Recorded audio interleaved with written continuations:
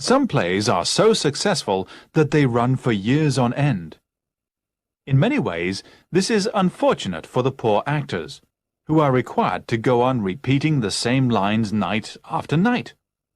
One would expect them to know their parts by heart, and never have cause to falter. Yet this is not always the case. A famous actor in a highly successful play was once cast in the role of an aristocrat who had been imprisoned in the Bastille for 20 years. In the last act, a gaoler would always come on the stage with a letter, which he would hand to the prisoner.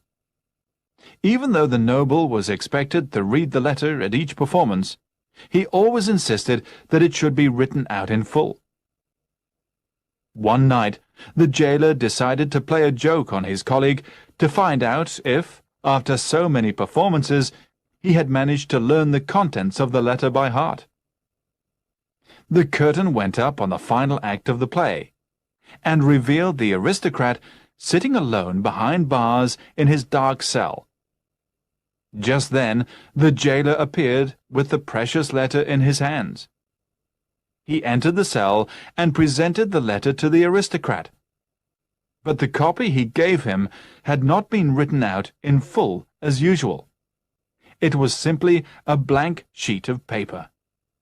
The gaoler looked on eagerly, anxious to see if his fellow actor had at last learnt his lines.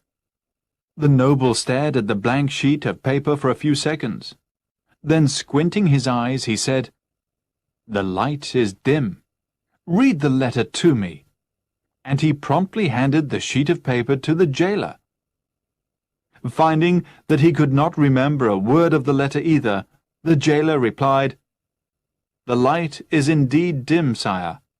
I must get my glasses." With this, he hurried off the stage.